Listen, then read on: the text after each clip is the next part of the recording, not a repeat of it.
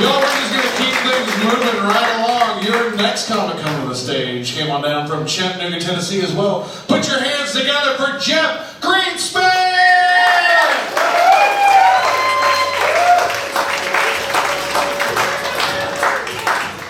All right, let's hear it for your host, Tim!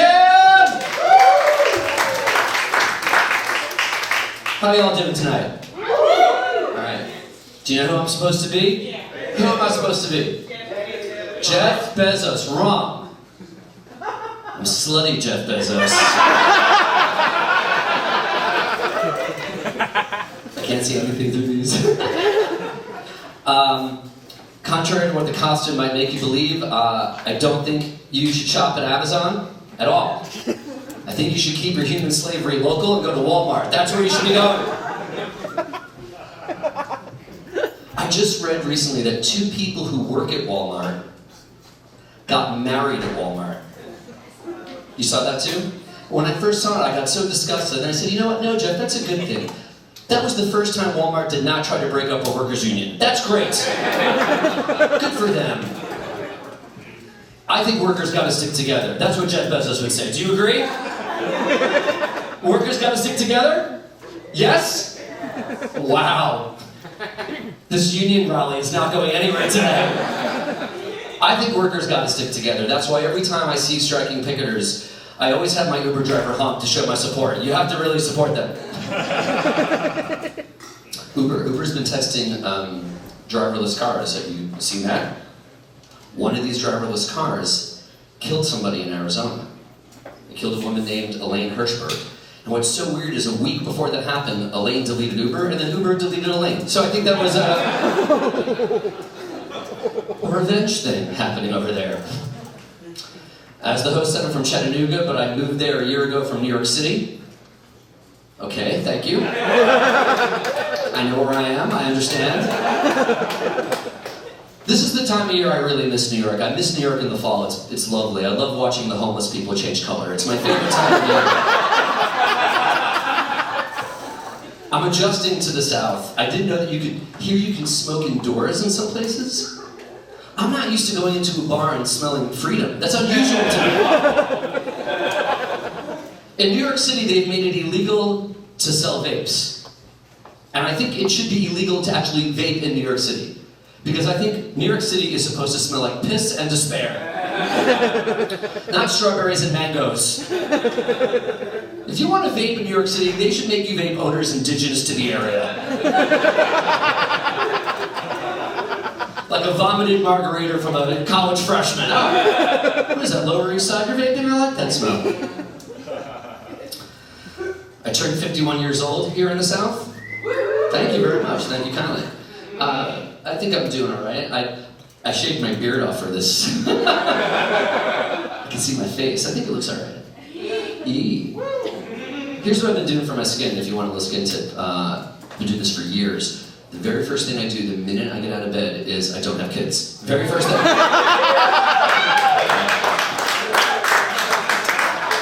You gotta do it every day. It's a regimen. One day, one kid, your face is fucked. So, 51 years old. That means I come from the. Anyone else come from the 70s? Anyone else from the 70s?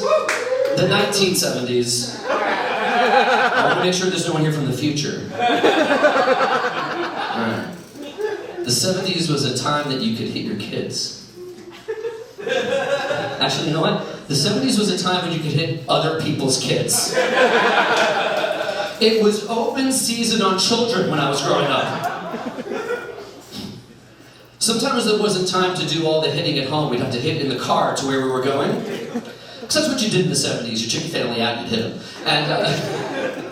And I would sit in the back seat on long rides, and I would take my socks and shoes off, and I'd shove my socks into a ball and put them in my mouth. And I'd put my hands behind my back, and I'd bang my head against the passenger window in the back, hoping that other cars would see this and pull us over and take me away from this family. From the ages of 7 to 9, I did this all across the Long Island Expressway. And we got pulled over 0 times. We were like a rolling Amber Alert that everyone just chose to ignore. What's going on in that station wagon? Right? I thought I was so clever as a kid. Meanwhile, every adult on that road was like, that kid looks like a handful.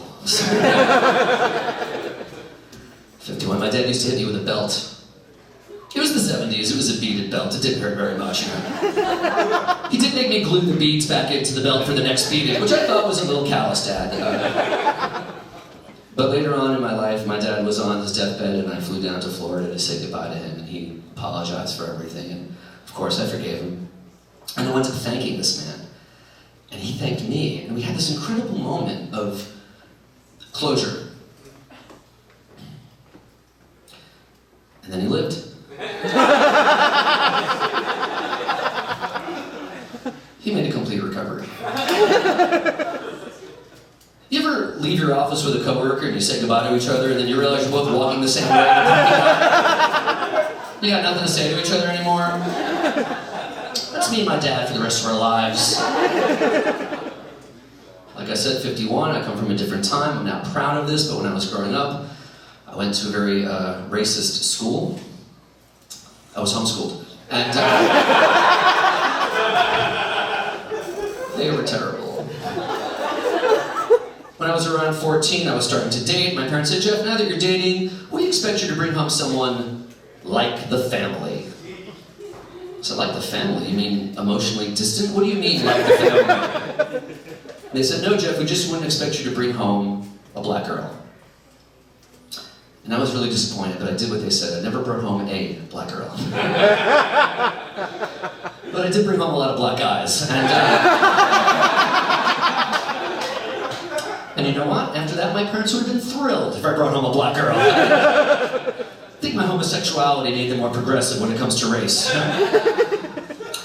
I used to live in Manhattan. I had to leave Manhattan, mostly because of the noise. I fled, and I lived across from this nightclub, and people would park their car and like pregame to go out and dance and blast music at 2 in the morning. And I'd go down and I'd say, hey guys, can you keep that down? And they would say, no, faggot. And which I thought was presumptuous, because they hadn't seen the act. Like, how did they know? They smelled it. They smelled it.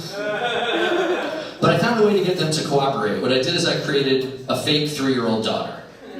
So then I go down at 2 a.m. I'm like, hey guys, I got a 3-year-old girl upstairs and she just went to bed. Could you keep it down? And then they would always say yes. But I'm so committed to the story that she's now 6. And I refuse to vaccinate her. I will not do it.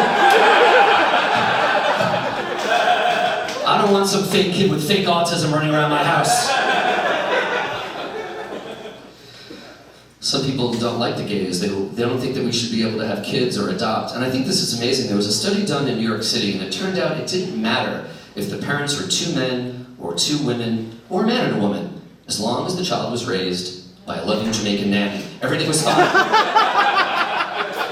The gay is not going to rub off on the 5 minutes you spend a week with your kid, trust me. This is an adult room. Can I share an adult story? Can I?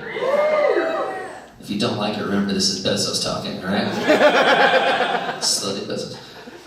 I was performing oral sex on a person who had a black dick.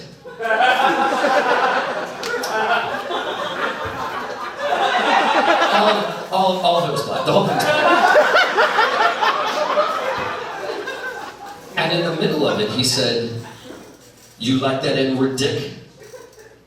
But he said the word. So I just nodded, you know?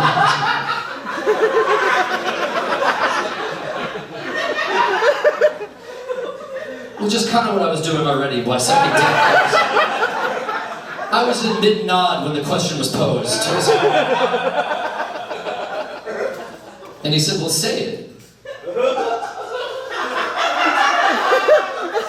Say you like my N-word dick. I was like, Look, I'm a woke, liberal, progressive guy from Brooklyn. But I'm a very giving lover, so... I said it. I got the coveted N-word pass.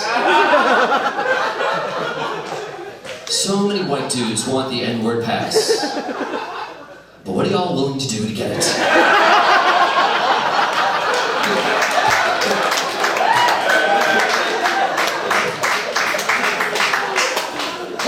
guys think it makes you a homie if you get the N-word pass. Homies don't get an N-word pass. Homos, sometimes we do. Sometimes we do. I've lost so much, I've gained so much weight during the pandemic. Anybody else? Alright, okay, it sounds like very few of you, all sexy motherfuckers. 5 more pounds, if I gain 5 more pounds, I'm straight again. I think that's what happens. I have this app that I use to I chart my food. I type in what I eat and it tells me how many calories. And the other day I typed in snickerdoodle cookie. And it just said, why are we doing this? Why are we going through the charade? Is this a sexual room? Is this a... You guys do the sex stuff? I know there's a lot of people who engage in tantric sex. This is sex that goes on for hours and hours, and you don't have an orgasm only through your genitalia. It's a full body, you know. I've never done it. I have had some tantric arguments. I've had tantric arguments. They're going for days with no release. Now,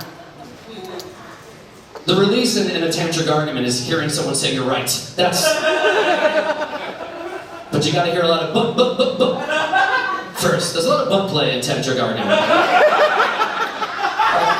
Before I go, I just want to say one thing to y'all, and y'all seem lovely, and I'm sure it's not happening in this room, but I do want to say, some of you southern ladies here, you're married to gay guys. I don't know what to tell you. I'm sorry. You're like, no, Jeff, he's not gay, he's just southern. Nah, he's on Grindr without a face pic. That's... They go, Jeff, that guy can't be gay, he's married. Do you know how many wedding rings I have lodged inside me right now?